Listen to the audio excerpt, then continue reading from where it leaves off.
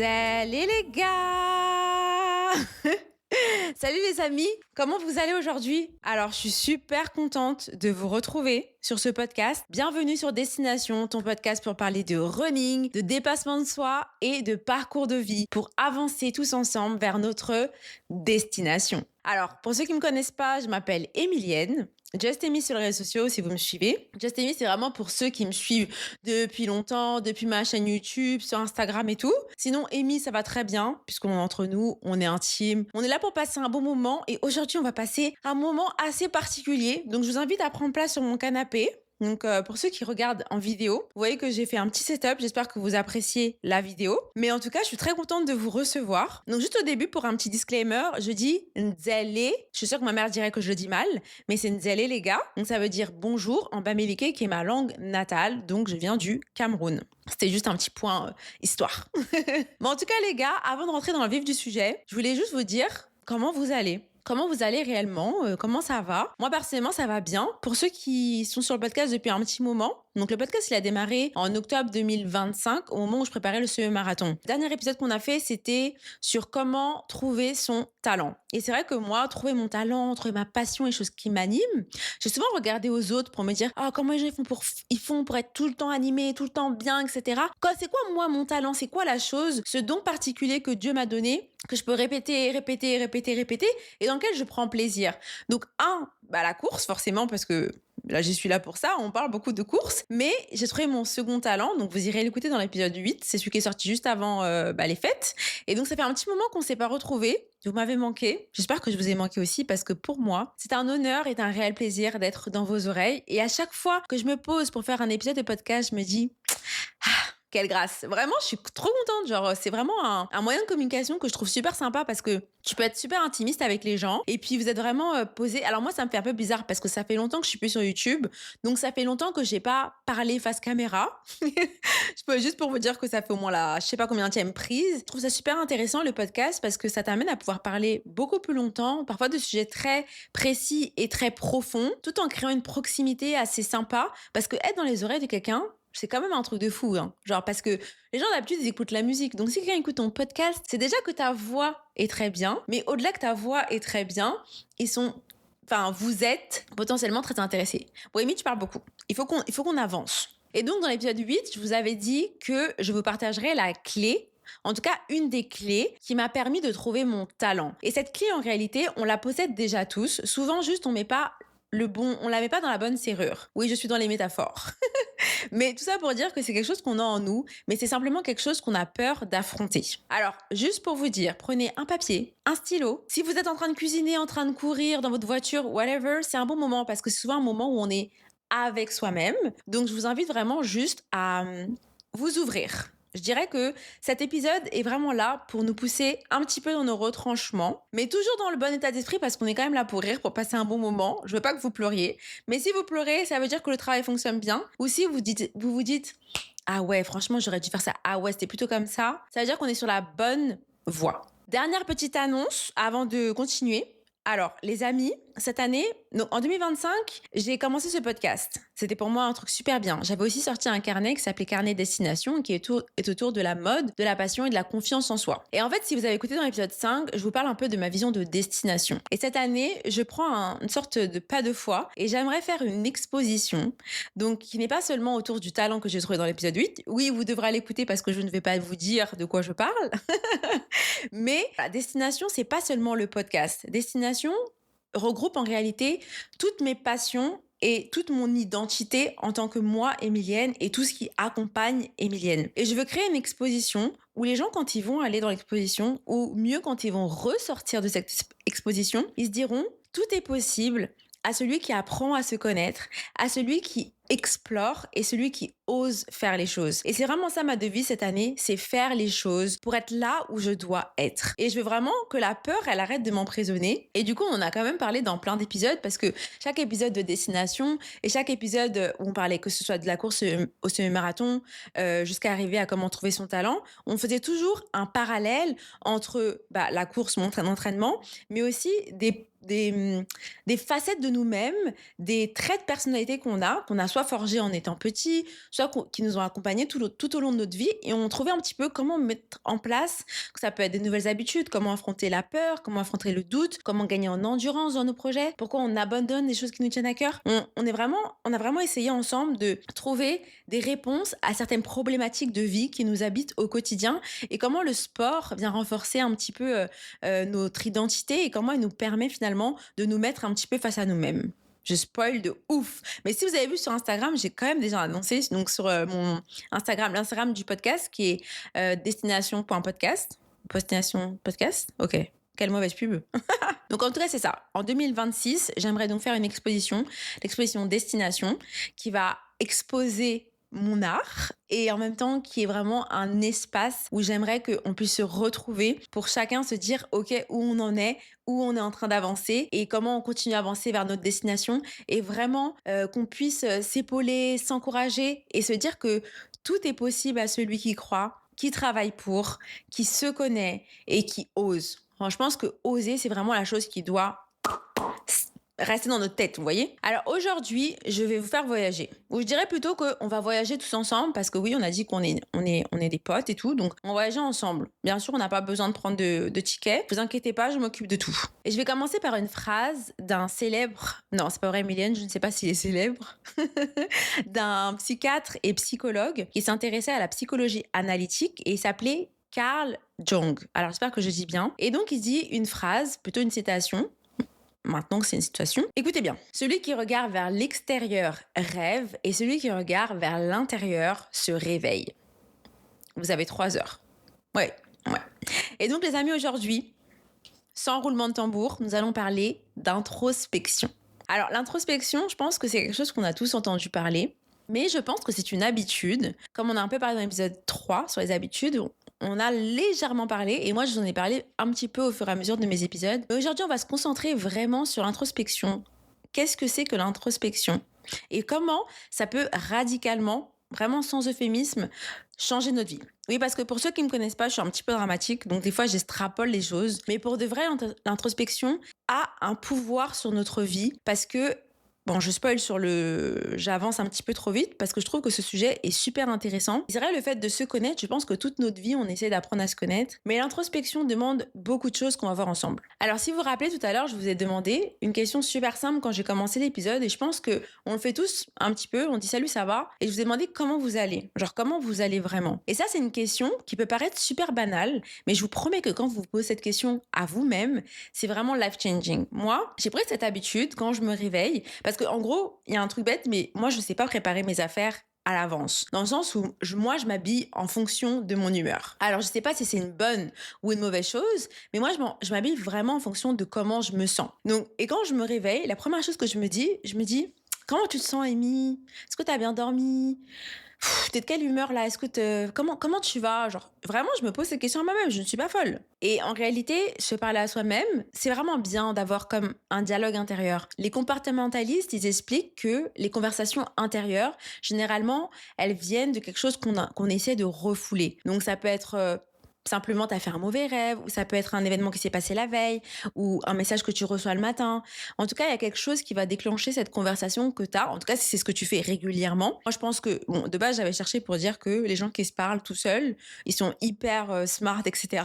Mais j'ai finalement trouvé que ça pouvait cacher d'autres choses. Donc, on va pas rentrer sur ce sujet-là. Mais le fait de se parler à soi-même peut révéler d'autres choses qui sont cachées émotionnellement. Du coup, moi, le matin, quand je me réveille, que je me dis, Amy, comment tu vas, comment tu te sens, c'est vraiment, je veux comprendre si, est-ce que parce que j'ai passé une mauvaise nuit, je me sens mal, ou est-ce que j'ai juste décidé de me sentir mal, ou est-ce que je me sens bien, ou est-ce que je suis de bonne humeur. Et du coup, forcément, par exemple, généralement, si je me sens hyper fatiguée, je vais mettre des habits de couleur parce que j'ai l'impression que ça va me redonner, ça va m'égayer un petit peu, tu vois.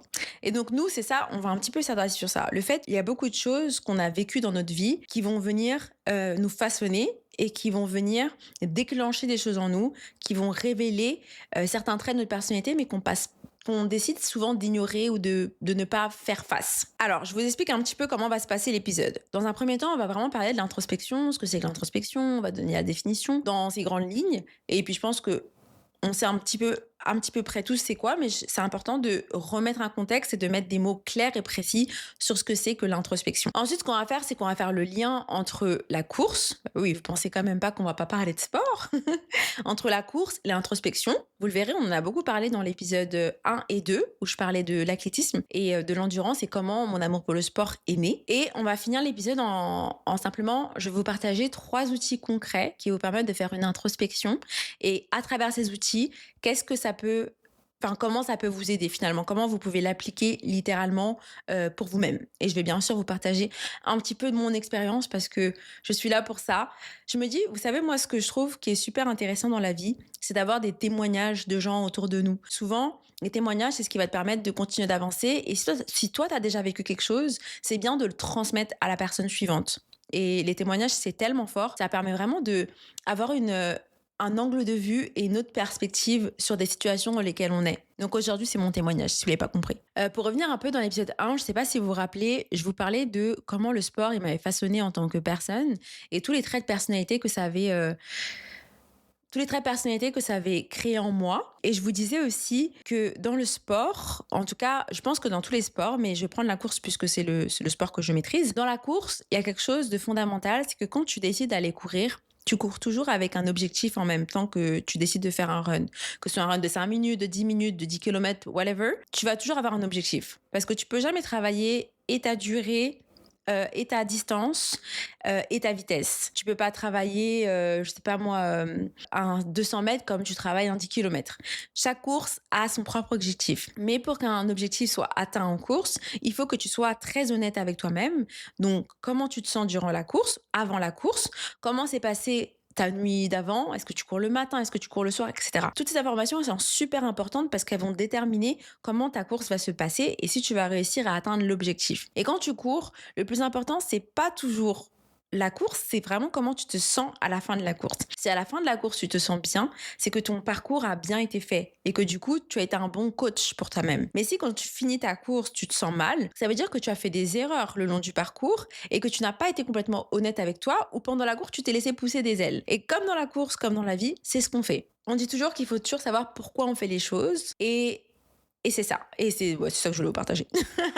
Et voilà, quand tu cours, tu peux pas tricher. Parce que si tu cours et tu dis, ah, aujourd'hui, je vais faire 10 kilomètres, t'as pas dormi de la nuit, tu te sens pas très bien, t'es pas très motivé, etc. Les 10 kilomètres, peut-être que tu vas les faire très difficilement et ça va être difficile. Tu peux pas tricher. En fait, dans le sport, tu peux pas tricher. Là, comment tu te sens est déterminant sur comment tu vas réussir à appliquer ton sport, à le faire, à gagner ou autre. Que tu sois en compétition, dans n'importe quel sport, on sait que nos émotions ont complètement un impact sur notre jeu. Alors du coup, fermez les yeux 2 secondes les gars, à part si vous êtes en train de faire quelque chose qui nécessite que vous ayez les yeux ouverts. Imaginez-vous qu'on est au second siècle. Ok, on est dans un somptueux château. Vraiment, c'est très beau, très élégant. Un château, vraiment, imaginez-vous un peu, je sais pas moi, Versailles ou mieux. Ok, dans ce château, il y a un petit garçon. Et ce petit garçon, il ne joue pas.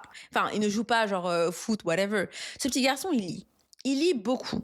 Et il s'intéresse tout particulièrement à la psychologie.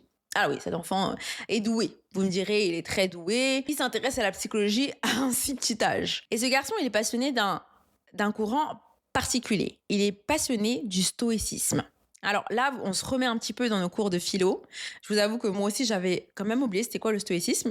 Donc je suis allée chercher chez mon ami Google, merci à lui. Je vais vous lire la définition. Alors le stoïcisme, c'est une école de pensée née durant l'Antiquité. Et l'un de ses principes clés est celui-ci. Développer sa force intérieure, accepter ce que l'on ne peut pas contrôler. Et donc ce petit garçon, il était fasciné par cette idée.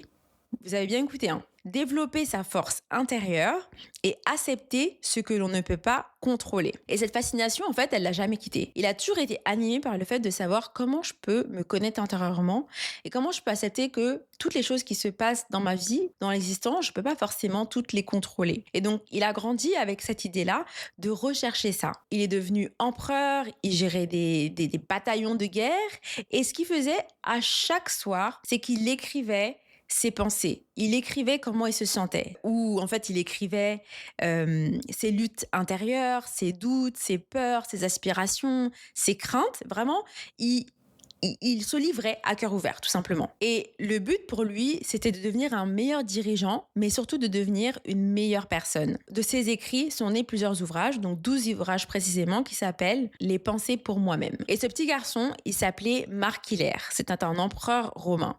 Alors, pour ceux qui font l'histoire et qui connaissent, je ne connais pas les dessous de ce gars. J'ai juste pris cette partie qui je trouvais très intéressante, de voir comment quelqu'un pouvait s'intéresser à devenir sans cesse une meilleure personne. Et je pense qu'on est tous appelés à faire ça. On a tous cette ambition de vouloir devenir une meilleure personne. Il a écrit la phrase suivante. L'être est comme un fleuve qui coule perpétuellement. Les forces de la nature sont dans des changements continuels.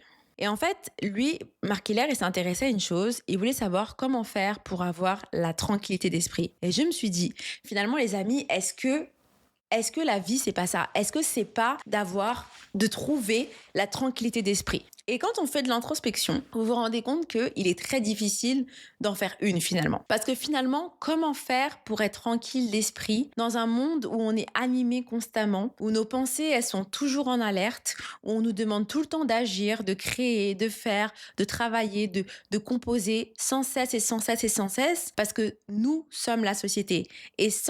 Et la société, elle a besoin de quoi? Elle a besoin de personnes qui agissent. Et si on décide de ne plus agir, alors il n'existe plus de société. Donc la société a besoin de mouvement, elle a besoin qu'on fasse les choses pour qu'elle puisse continuer à vivre. La société, c'est nous, les gars.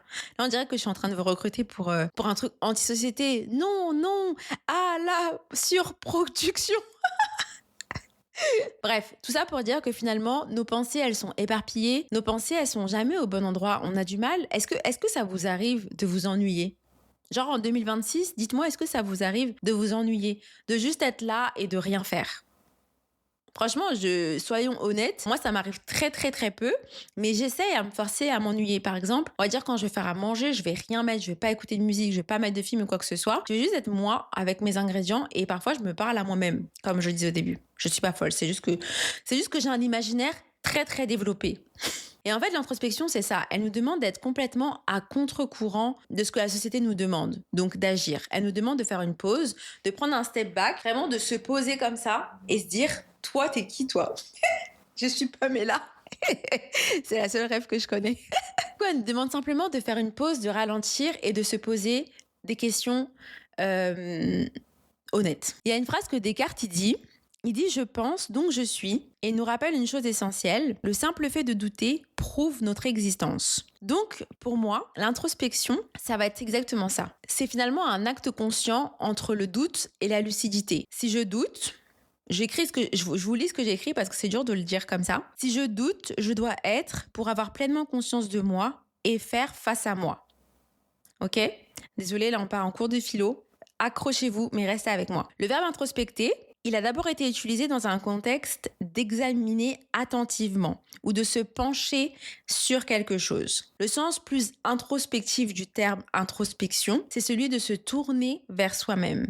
Et avec ce terme-là, on va explorer davantage nos propres pensées et nos émotions. Au début, introspecter, c'était plus être attentif à quelque chose, regarder de plus près quelque chose, mais c'était pas forcément soi-même. Et introspectif, c'est vraiment le fait de s'arrêter et regarder à soi-même.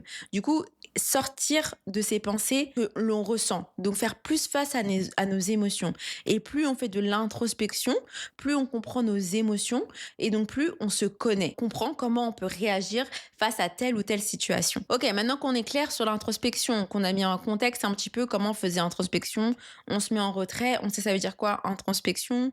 On a vu Marc Hiller qu'il écrivait ses pensées, on a vu qu'il essaie de devenir une meilleure personne, on cherche la tranquillité d'esprit. Maintenant que tout est clair, est-ce qu'on peut continuer? Est-ce que vous me suivez toujours? Est-ce que vous êtes prêts? On y va. L'introspection, c'est un moment où on décide de s'arrêter et de se regarder dans le miroir. Il y avait une chanson qu'il avait écrite Michael Jackson et c'était dans un film avec Keke Palmer. I started with the man in the mirror. I asked him to change his way. And no, bref, je suis pas chanteuse, mais il dit, j'ai commencé avec l'homme dans le miroir. Je lui ai demandé de changer sa manière de voir. Et en gros, il dit que il peut pas avoir de changement si toi-même tu commences pas par changer. Et pour changer, il faut que tu te connaisses. Il faut que tu regardes la personne qui est dans le miroir. Il faut que tu te regardes toi-même. Je trouve ça fou l'introspection parce que elle peut être forcée d'une certaine manière. Parfois, la vie va vous emmener à faire une introspection. Et parfois, vous allez la faire de vous-même parce que vous voulez affronter quelque chose ou ne plus vous retrouver dans certaines situations. Mais à la fin de la journée, l'introspection, ça reste un acte volontaire. Ça veut dire que vous devez prendre la décision de vous arrêter et de vous dire, OK, aujourd'hui, je vais me parler à moi-même. Aujourd'hui, je veux que certaines choses, elles changent dans ma vie, dans ma manière d'être, et je veux me comprendre pour être une bénédiction pour la personne qui est à côté de moi, pour être aussi un meilleur témoignage, mais surtout pour rechercher une tranquillité d'esprit et pouvoir vivre ma vie de la meilleure façon pour aller là où je veux aller.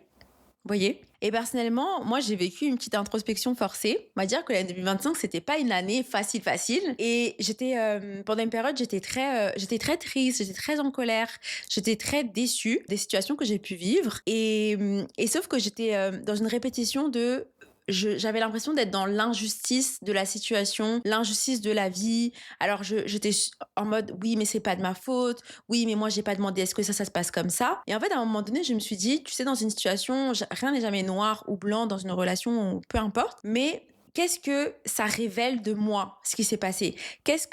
Pourquoi c'est venu me chercher autant? Qu'est-ce qui s'est passé pour que ça me blesse aussi profondément? Et qu'est-ce que ça révèle de ma personnalité, de ma manière de réagir, de mes émotions et de comment ces émotions, ensuite, je vais les déverser peut-être sur d'autres personnes? Parce que souvent, quand on ne sait pas générer ces émotions, quand on se connaît pas, on a tendance à pouvoir blesser les autres sans s'en rendre compte parce que nous-mêmes, on se sent dans une injustice. Mais cette injustice, parfois, elle peut être réelle, hein. Mais dans mon cas, en tout cas, oui, elle était là, mais c'était pas le moment de regarder vers l'extérieur parce que celui qui regarde vers l'extérieur rêve et celui qui regarde vers l'intérieur s'éveille. Alors, il est temps de me réveiller. Alors, en juillet 2025, j'ai pris la décision. Donc, en juin, par là, je me suis dit, OK, le mois de juillet sera ton mois d'introspection. Ça sera ce mois-là où tu vas faire face à toutes les choses qui sont dans ta tête, toutes les choses qui te tracassent, tous les ressentiments que tu as et tu vas les mettre sur papier. Donc, on en vient, les amis, à la première étape de l'introspection, le premier outil. Donc, déjà, pour faire mon introspection, je me suis dit, il faut éliminer plusieurs choses. Moins d'interaction sociale, je vais moins éparpiller mon temps parce que le fait de faire une introspection demande que tu dois avoir du temps avec toi-même. Je vais faire des activités qui me forcent à plus me concentrer. Donc, chercher un peu moins la distraction, moins sur le téléphone, etc. Donc, je me suis mis à peindre, faire du vélo, aller à la piscine, marcher dans la rue, lire, des choses qui vont me forcer à me concentrer et à contrôler mes pensées. Parce qu'à un moment donné, j'étais trop en overthinking, donc j'étais trop en train de penser et mes pensées, j'arrivais pas à les contrôler, elles venaient toutes seules. Sauf que quand vous faites des activités, des choses qui vous forcent à vous concentrer, et ben finalement, ça permet que vous pouvez trier les pensées qui vont venir à chaque fois qui sont intrusives, quoi. Une fois que j'ai fait ça, que j'ai défini les choses qui pouvaient être un obstacle à l'introspection et que j'ai fait ça, je me suis dit, l'outil que je vous présente, qui est forcément l'écriture. On avait dit que Marculaire, lui, il écrivait ses pensées jour après jour sur ses doutes, ses craintes, comment elles sont. Et moi, je me suis dit, je vais faire la même chose, en fait. Je vais écrire toutes les choses qui me tracassent. Vraiment, toutes les choses qui me tracassent. Vraiment, tout ce qui me passe par la tête, toutes les pensées que j'ai, je vais les écrire. Et vous voyez dans Harry Potter, là, quand Dumbledore, il tire ses pensées, il les tire comme ça, là, il les tire et il les met dans l'eau, la vasque, là, et après, toi, tu peux les revoir. En fait, le fait de sortir ses pensées, de les mettre et ensuite de les regarder d'en haut, ça donne un step back vraiment sur la situation. Et là, tu dis, OK, je vais prendre quel souvenir? Si vous vous rappelez pas, dans Dumbledore, il va regarder, parce qu'en fait, le gars, il est tellement vieux, il a tellement de souvenirs, tellement de choses qu'il a vécues, il peut pas tout garder en lui. Sinon, c'est trop, il faut qu'il travaille un par un sur les choses. Et nous, c'est ce qu'on essaie de faire. Donc, j'ai estirpé de ma tête toutes les pensées. Quand je vous dis, j'avais une page comme ça, j'ai écrit tout ce qui me passait par la tête. Même le fait de dire, oh, j'en ai marre parce que j'arrive pas à remettre la table. Toutes les pensées que j'avais, je les ai toutes écrites. Une fois que j'ai écrit toutes ces pensées-là, je les ai classées par pôle.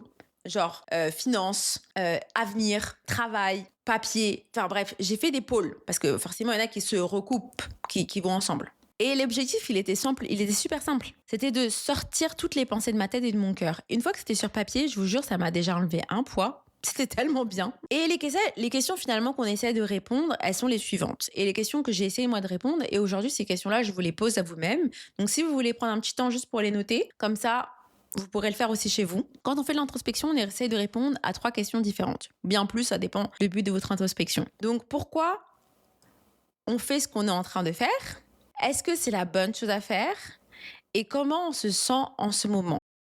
C'était Destination, ton podcast qui t'aide à avancer vers ta destination. En tout cas, je te remercie d'être resté jusqu'à la fin de cet épisode qui était la partie 1 de l'introspection. Et on se retrouve à la prochaine étape, c'est-à-dire la semaine prochaine, pour la partie 2 sur l'introspection. Ça te laissera le temps de répondre aux 3 questions que je t'ai posées en fin de cet épisode et de le partager à quelqu'un qui en a besoin. En tout cas, je te remercie de faire partie de cette aventure et on se retrouve très vite à la prochaine étape. Bisous, bisous!